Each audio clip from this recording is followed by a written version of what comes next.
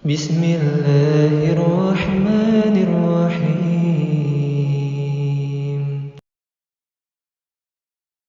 بالله من الشيطان الرجيم. بسم الله الرحمن الرحيم. يا أيها الذين آمنوا اتقوا الله حق تقاته ولا تموتن إلا وأنتم مسلمون.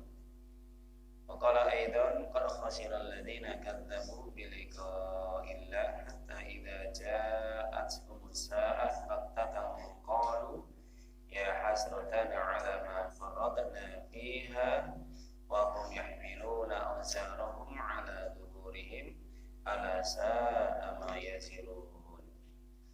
ثم قال رسول الله صلى الله عليه وسلم اتق الله حيثما كنت وأقبل الحسنة تمحوها وخالق الناس بخلق حسن وخيركم من تعلم القرآن وعلمه اقرأوا القرآن فإنه يأتي يوم القيامة شفيعا لأصحاب القرآن حجة لك وعليك. رواه Imam Muslim bisanadin sahih. Amma ba'd.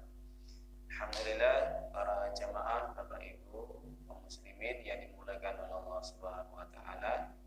Pada kesempatan yang berbahagia ini alhamdulillah kita dapat berkumpul kembali di tempat yang insyaallah dimuliakan dan diberkahi oleh Allah, yaitu masjid yang dimana kita masih diberi nikmat oleh Allah, berbagai nikmat yang tidak terhitung nilainya, baik nikmat sehat, nikmat waktu, nikmat ilmu, nikmat harta, dan nikmat-nikmat yang lainnya.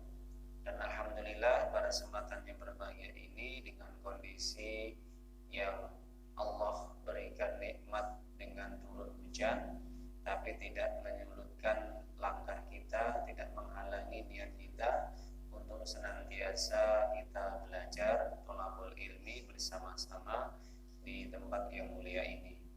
Dan yang kedua, mudah-mudahan sholawat serta salam tetap terlimpahkan kepada baginda kita yang mulia Nabiullah Muhammad Rasulullah Sallallahu Alaihi Wasallam beserta keluarga, para sahabat dan juga umatnya yang tetap istiqomah dalam menjalankan semua perintah Allah, menjalankan syariatnya dan menghidupkan sunnah-sunnahnya sampai hari kiamat kelak. Para jamaah Bapak Ibu yang dimuliakan Allah Subhanahu wa taala, alhamdulillah pada kesempatan yang berbahagia ini kita akan melanjutkan kajian kita, apa yang menjadi tema kita, yaitu orang-orang yang senantiasa hidupnya dalam kerugian, orang-orang yang hidupnya celaka baik di dunia maupun di akhirat kelak nanti. Kalau kita melihat di dalam Al-Quran, banyak sekali informasi-informasi berita yang disampaikan oleh Allah perihal orang-orang yang celaka, orang-orang yang rugi hidupnya baik di dunia maupun di akhirat kelak. Sebelum kita memasuki materi yang akan kita bahas, maka terlebih dahulu kita sampaikan apa yang sudah menjadi kebiasaan kita, yaitu bahwasanya kita setiap hari dipanggil oleh Allah untuk menjalankan ibadah sholat, yaitu yang dinamakan dengan azan. Maka panggilan ini para jamaah Bapak Ibu yang dimuliakan oleh Allah Subhanahu wa taala, menurut penjelasan dari sebagian ulama bahwa an-nida'u salasa, bahwa panggilan itu ada tiga. Yang pertama, panggilan Allah untuk menjalankan ibadah sholat. Yang kedua, panggilan Allah untuk menjalankan ibadah haji. Dan yang ketiga adalah panggilan Allah untuk bagi setiap manusia menghadapi kematian. Maka kalau kita uraikan para jamaah Bapak Ibu rahimani rahimakumullah SAW, panggilan yang pertama yaitu panggilan azan atau nida Allah fi ibadati sholat, yaitu panggilan Allah terkait dengan ibadah sholat. Maka bagi siapapun orang yang mengaku Islam, mengaku Muslim, beragama Islam, orang yang Muslim, maka tentunya ketika dipanggil oleh Allah untuk menjalankan ibadah sholat, maka dia segera untuk mendatanginya.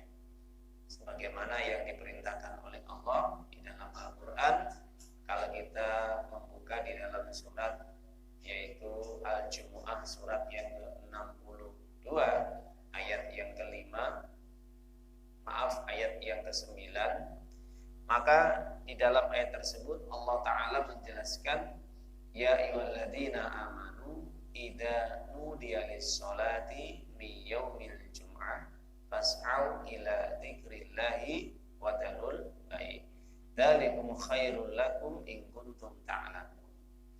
Yang artinya, wahai orang-orang yang beriman, apabila diseru untuk menjalankan ibadah sholat Jumat, maka segeralah kalian untuk mendatanginya.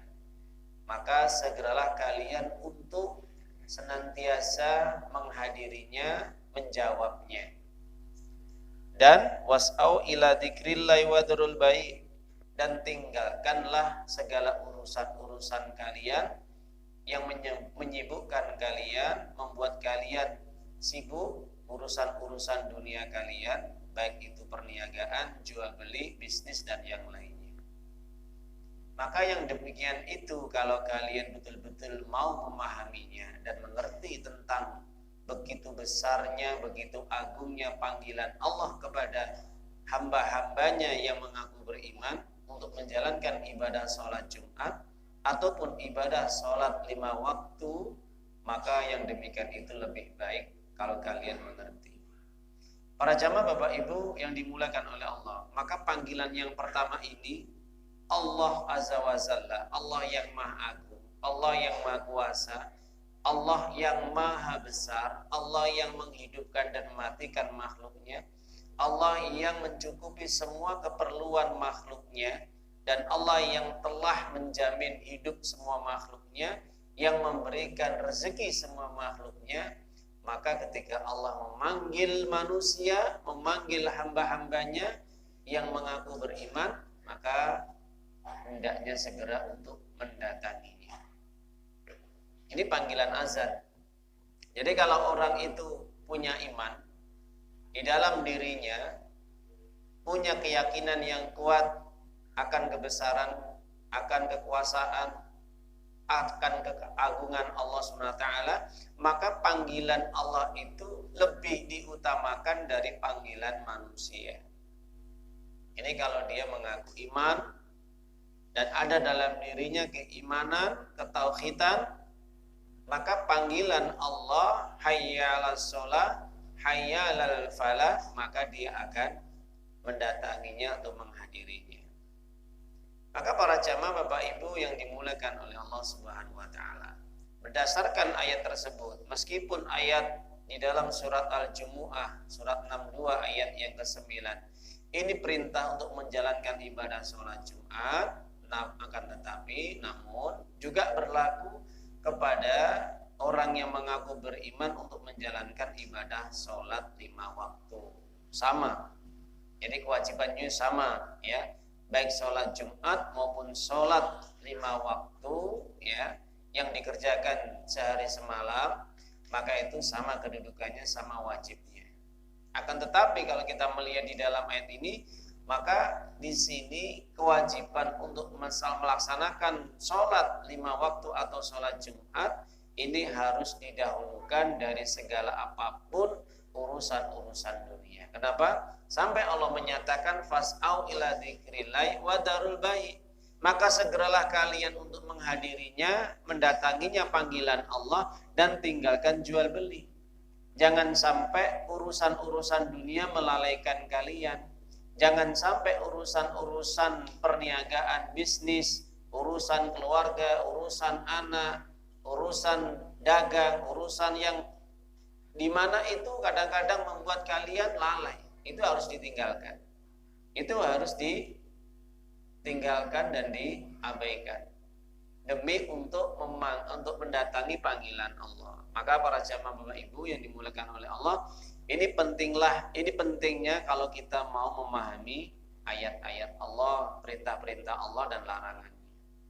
Sampai-sampai dijelaskan dalam hadis Imam Muslim dari Abu Hurairah radhiyallahu anhu, pernah diceritakan ada rajulun a'ma, laki-laki yang buta. Laki-laki yang buta tapi sudah tua, ya. Ini ketika meminta kepada Nabi untuk melaksanakan sholat di rumahnya agar diberi keringanan karena kondisi sudah tua dan buta lagi. Mungkin juga agak jauh dari masjid tempat tinggalnya atau rumahnya, maka minta kepada Nabi agar diberi keringanan untuk sholat di rumahnya. Apa kata Nabi? Simpel saja. Nabi kemudian menyampaikan kalimatnya di akhir, hal tasma'un nida bisolah, apakah kamu masih mendengar azan? Ya, panggilan Allah, azan, panggilan Allah. Maka orang tua yang buta tadi mengatakan, "Na'am ya Rasulullah." Iya, saya masih mendengar panggilan Allah, panggilan azan. Ya udah, kalau kamu masih mendengar panggilan azan, apa kata Nabi? Fa'ajib, maka datangilah. Nah, selama masih dengar azan, maka datangilah.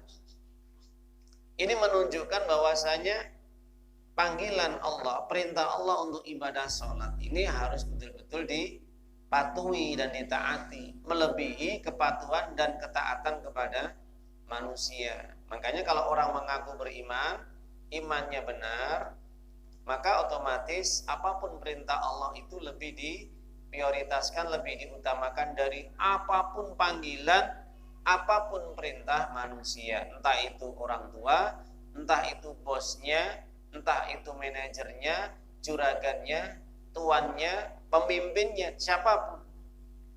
Kalau perintah Allah dan perintah manusia, panggilan Allah dan panggilan manusia itu bersamaan, mana yang didahulukan? Panggilan Allah. Ya, karena apa? Allah adalah Al-Khaliq, Allah adalah pencipta manusia. Sedangkan manusia adalah makhluk yang diciptakan. Makanya dari situlah Ibnu Qayyim Al-Jauziyah mengatakan bahwasanya apapun perintah Allah itu harus dikedepankan, diutamakan daripada perintah manusia. Itulah tanda-tanda orang mukmin yang benar keimanannya. Jadi disinilah yang dinamakan perintah untuk melaksanakan ibadah sholat bagi orang-orang yang mengaku beriman. Kalau mereka yang tidak mengaku beriman, merasa diri tidak beriman, tidak masalah, tidak mendatangi panggilan Allah. Tapi kalau mengaku dia orang Islam, mengaku dia orang Muslim, mengaku Allah adalah Tuhannya, sesembahannya, yang diikuti dan ditaati dan disembah, maka otomatis panggilan apapun itu dari Allah harus disambut dengan baik, harus dijawab, harus didatangi. Itulah tanda orang yang beriman, ya. Jadi para jamaah Bapak Ibu yang dimuliakan Allah Ta'ala, itu panggilan yang pertama. Panggilan yang kedua, menurut para ulama adalah panggilan untuk melaksanakan ibadah haji. Maka kalau kita membuka di dalam surat Al-Hajj, surat yang kedua-dua, ayat yang ke-27, Allah Ta'ala berfirman, wa'adhin finnasi bil haji, ya, ya'tuka rijala wa ala kulli dhamir wa ya'tina min kulli fajjin 'amiq. Apa kata Allah? Maka panggillah manusia mereka untuk melaksanakan ibadah haji ke Baitullah. Kata siapa? Kata Allah perintah kepada Nabi Ibrahim alaihissalam. Jadi setelah Nabi Ibrahim alaihissalam selesai membangun Ka'bah atas perintah Allah, maka Allah memerintahkan kepada Nabi Ibrahim alaihissalam untuk memanggil manusia, mengajak manusia di segala penjuru, di segala tempat, berbagai kabilah suku untuk melaksanakan ibadah haji ke Baitullah. Ini perintah Allah kepada manusia, ya, yang dimana sebelumnya Allah memerintahkan kepada Nabi Ibrahim alaihissalam. Nah, maka dari situlah Allah menyatakan ya'tuna rijala wa ala kulli dhamir wa ya'tina min kulli fajin amik. Mereka ada yang datang ke Baitullah dengan jalan kaki, rijal itu rojulun, ya. Jadi rijal itu rijlun dengan kaki. Kemudian mereka mendatangi dengan menunggangi onta yang kurus, yang lemah, ya. Ada sebagian mereka yang menunggangi, menaiki onta yang kurus, yang lemah juga. Yang penting apa? Nggak masalah, yang penting dengan ikhlas. Mereka melaksanakan ibadah haji, tawaf di Masjidil Haram. Kemudian ya'tina min kulli fajin amik, ya, ada juga mereka yang juga mendatangi dengan segala penjuru, ya, berbagai negeri yang jauh sekali, baik mereka yang jalan menunggang onta atau yang lainnya. Jadi para jamaah Bapak Ibu dirahmati oleh Allah Subhanahu wa taala, maka kalau kita perhatikan bahwa ibadah haji ini bagi mereka yang memiliki keistimewaan yang dimampukan oleh Allah berupa harta dan kesehatan. Maka bagi mereka yang memiliki harta, maka wajib untuk melaksanakan ibadah haji. Karena Allah sendiri menyatakan di dalam surat Ali Imran ayat yang ke-96 ya. Kalau tidak salah ya, ke-97, apa kata Allah Subhanahu wa taala ya, fi ayatum bainatum maqam Ibrahim walillahi 'alan nasi hijjul baiti man istata'a ilaihi sabila wa man kafara fa innallaha ghaniyyun 'anil 'alamin ya. Di antara tanda-tanda kekuasaan Allah yang dimana fi ayatum bainatum maqam Ibrahim, di situ juga ada maqam Ibrahim, tempat tinggalnya Ibrahim untuk ibadah, yang dimana juga bagi manusia yang memasuki Masjidil Haram atau Baitullah pasti dia aman. Wa man dakhala kana amina, pasti dia diberi keamanan, diberi perlindungan, penjagaan oleh Allah sampai hari kiamat.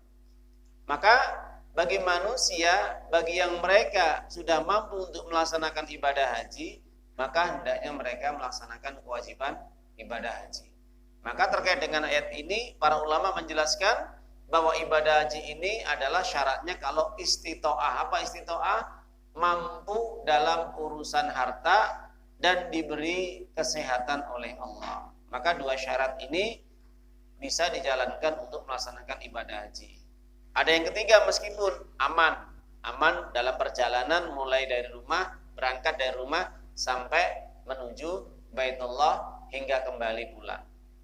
Para jamaah Bapak Ibu, maka itu panggilan yang kedua, yaitu panggilan dari Allah untuk melaksanakan ibadah haji bagi mereka yang mampu.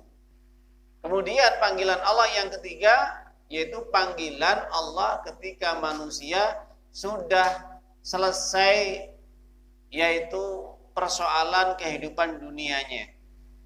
Ketika manusia sudah masuk waktu ya kematiannya, sudah cukup umurnya, sudah selesai semua apa yang dikerjakan di dunia, maka ketika Allah memanggilnya, maka dari situlah tidak ada satupun yang bisa menolaknya. Tidak ada satupun manusia yang bisa menghindari dari kematian. Maka panggilan kematian ini adalah panggilan yang terakhir. Jadi para jamaah Bapak Ibu yang dimuliakan oleh Allah Subhanahu wa taala, maka kalau kita melihat di dalam surat Al-Munafikun, surat yang 63 ayat yang 11 yang terakhir, Allah Subhanahu wa taala menjelaskan wala yu'akhirallahu nafsan idza jaa ajaluha wallahu khabirum bima ta'malun. Jadi Allah tidak akan pernah mengakhirkan kematian manusia. Apabila telah datang manusia itu kematiannya, datang kematian menghampirinya, maka diserukan untuk mencabut nyawa tersebut, mencabut nyawa manusia tersebut melalui malaikat maut. Maka para jamaah Bapak Ibu yang dimuliakan oleh Allah Ta'ala, maka tidak ada satupun orang yang bisa menolak, menghindar, menjauhi panggilan Allah yang ketiga ini. Apa? Kematian, al-maut. Jadi kalau orang sudah dipanggil oleh Allah, mautnya, untuk meninggalkan jasadnya, meninggalkan kehidupan dunia yang penuh dengan kenikmatan dan kesenangan ini, maka tidak ada satupun yang bisa menghalang-halanginya, menolaknya, menghindarinya, ataupun lari darinya. Makanya dijelaskan di dalam surat An-Nisa juga, ayat yang ke-70 ya, 8 kalau enggak 76 ya. يا أيها الذين آمنوا اتقوا الله حق تقاته ولا تموتن